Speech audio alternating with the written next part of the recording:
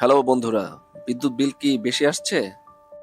বিদ্যুৎ বিল কিভাবে কমানো যায় তার কিছু কার্যকরী পরামর্শ এবং সমাধান থাকবে এই ভিডিওতে।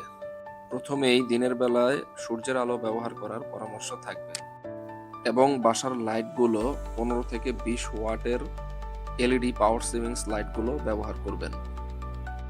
টিউব লাইটের মতো বড় এলইডি গুলো ব্যবহার করা থেকে বিরত থাকুন। এই ধরনের লাইটগুলো 30-40 ওয়াট এমনকি 50 ওয়াটের হয়ে থাকে। আইপিএস ব্যবহারকারীদের জন্য পরামর্শ হচ্ছে আপনার আইপিএস এর লাইনটি লাইটে না দিয়ে লাইটটি এসিডিসি এলইডি লাইট ব্যবহার করুন।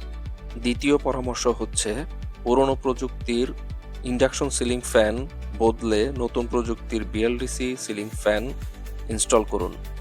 ইন্ডাকশন ফ্যানগুলি 80 ওয়াটের হয়ে থাকে, যা 24 ঘন্টা চললে আপনার বিল আসবে 16 টাকার বেশি। অপরদিকে একটি বিএলডিসি সিলিং ফ্যান হয়ে থাকে মাত্র 35 ওয়াটের, যা 24 ঘন্টা চললে আপনার বিল আসবে 7 টাকা। সুতরাং এই ফ্যানটি হতে পারে আপনার জন্য গেম চেঞ্জার। তৃতীয় পরামর্শ হচ্ছে টিভির ব্রাইটনেস এবং কন্ট্রাস্ট 40 থেকে 50 এর মধ্যে রাখা এবং 4K ultra HDR settings avoid করা। 4K এবং এইচডিআর কন্টেন্টগুলো দেখলে টিভি প্রায় 50% বেশি বিদ্যুৎ খরচ করে। এক্ষেত্রে ফুল এইচডি রেজুলেশনে ভিডিও দেখার পরামর্শ থাকবে। 4 নম্বর পরামর্শ হচ্ছে রেফ্রিজারেটরের কুলিং নবটি নাম্বার 3-তে সেট করা। এতে করে কম্প্রেসরের উপর চাপ কম পড়বে এবং বিদ্যুৎ বিল সাশ্রয় হবে। 5 নম্বরে এসি ড্রাই মোডে চালানোর পরামর্শ থাকবে। এসির ড্রাই মোড আপনার রুমে থাকা আর্দ্রতাকে কন্ট্রোল করে। আর্দ্রতা বা জলীয় বাষ্প তাপমাত্রা ধরে রাখে। ড্রাই মোডে এসি এই আর্দ্রতাকে টার্গেট করে। রুমের আর্দ্রতা কমিয়ে রুমকে ঠান্ডা করে।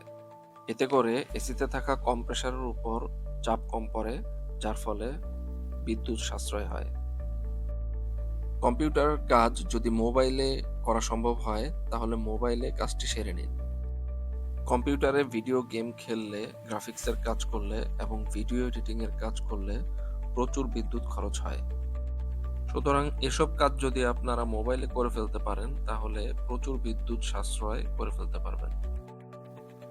আপনারা যারা আইপিএস ব্যবহার করছেন বা নতুন আইপিএস কিনবেন চিন্তা করছেন, তাদের জন্য পরামর্শ হচ্ছে পুরাতন প্রযুক্তির ট্রান্সফর্মার বেসড আইপিএস পরিবর্তন করে নতুন প্রযুক্তির মসফেট বেসড আইপিএস ব্যবহার করুন।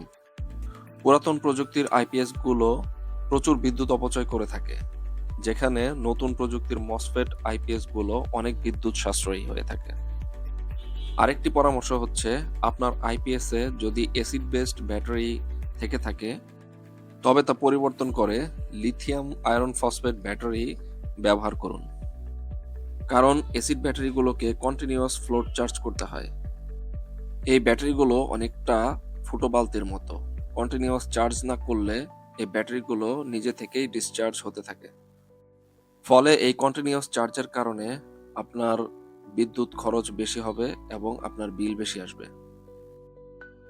আশা করি পরামর্শগুলো আপনারা বাস্তব জীবনে প্রয়োগ করবেন এবং বিদ্যুৎ সাশ্রয় করে বিদ্যুৎ বিল কমিয়ে আনতে সক্ষম হবেন। এবং পরামর্শগুলো ভালো লেগে থাকলে অবশ্যই ভিডিওটিকে লাইক করবেন এবং চ্যানেলটিকে সাবস্ক্রাইব করে দিবেন।